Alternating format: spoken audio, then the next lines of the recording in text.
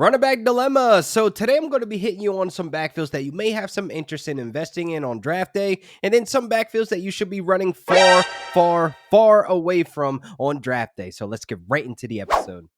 Let's jump into the Rams backfield. Kyren Williams and Blake Corum. I think this is going to be the best 1-2 punch in the NFL this season. Now, if you're going to be gambling those early rounds, getting Kyren Williams, you need to get Blake Corum in those later rounds. You have to get this insurance policy. It's so important. We see the great camp reports about Blake Corum being great in the passing game, great as a pass blocker, overall ability to be a running back in this system, where I feel as though you should take these reports as a guy that can be a plug and play if Kyren Williams was to go down at any point. Now, he's starting to build up an injury history there. I feel like Kyren Williams will still be the RB1 of that backfield, still be able to be productive because he was a top 5 running back before the injury and a top 5 running back once he returned back to the injury to finish out the season. This is going to be a backfield that I want parts of, and I think you need to be looking at this more so as Blake Corum as a guy that's going to be the backup, the cleanup, and maybe a red zone threat as well. This dude had 40 rushing touchdowns since 2022, had the lowest stuff rate as well since 2022, minimum 250 carries, and he's the only running back that has over 1,000 yards before content. This dude can produce behind a decent, strong, healthy O-line, because in my opinion as a Rams fan, this is the best O-line we've had in a very long time, where this running game is going to go to the moon. Now let's jump into this Cardinals backfield with James Conner and Trey Benson. Now this may be one of the more nastier handcuffs and insurance policies that I would like to have, because these guys in ADP right now in Underdog Fantasy for best ball are 10 picks apart. Now this may not be the situation for redraft. Hopefully it's not, but this is an insurance policy that has a known factor here that James Conner has not finished a NFL season completely healthy. Now usually towards the middle of the season or the back end of the season, which is around the fantasy playoff run, where he finds himself on the injury list. So I would love to acquire Trey Benson maybe around later to have as a handcuff. This is a full-on investment, knowing that James Conner has an injury history, but Trey Benson is such a talented running back that you want to have parts of, man. And he might be looking at a early workload in this 1-2 punch with James Conner, with this known history that he can't stay healthy. Trey Benson has breakaway speed, and he led the FBS since 2022 in broken tackles.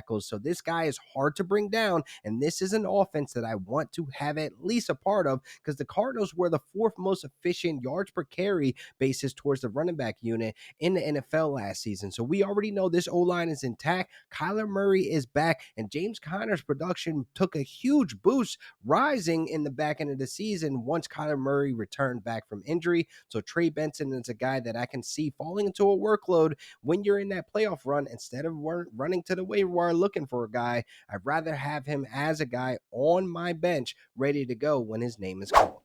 Now, there is one backfield that you should be looking to run far away from, and that is the Denver Broncos backfield. I really don't care where any of these guys are going in drafts. I think this is going to be a constant headache week to week to try to figure out. First off, with Javonte Williams, a lot of people can't quit him, but only 6 games last season where he had over 50% of the snap opportunities, and I don't like how many mouths to feed that they just added post-draft with Audrey Estime and Blake Watson, 2 very talented rookie running backs that could be turning some heads in camp.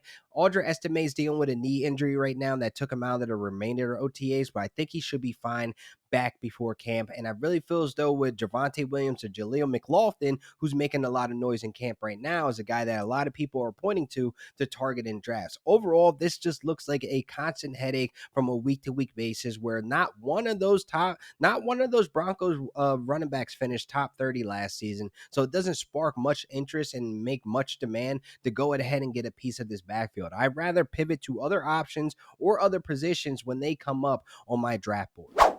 Now, looking at this Bengals backfield, this is probably a backfield that I won't lose any sleep over, man. Missing out on Zach Moss or Chase Brown, being that the Bengals are trying to replace Joe Mixon with 2 running backs. And I don't like that for a guy like Zach Moss, who's very limited in the passing game, but he could be the early down back and see a lot of red zone opportunities. Chase Brown doesn't bring much fantasy value to me as a standalone starter week to week. He does bring some PPR upside, being that he might get peppered with some targets as a 3rd down back. But man, Joe Mixon will be missed. He was the typical workhorse back that can take on 260 touches, to take on every down. And I really feel as though Zach Moss is going to be limited in his role to contribute on your fantasy rosters as a guy that's not going to see a lot of targets out of the backfield. Overall, looking at this Bengals rushing attack, it's very poor since Joe Burrow has been there. If you just look at last season when Joe Burrow was the starter of those first 12 games, they were dead last in rushing attempts per game and rushing yards per game. They were below the league average in both. So that is something to keep in note, that Zach Moss is no Joe Mixon and Chase Brown is no Joe Mixon. They're going to be splitting the roles in half.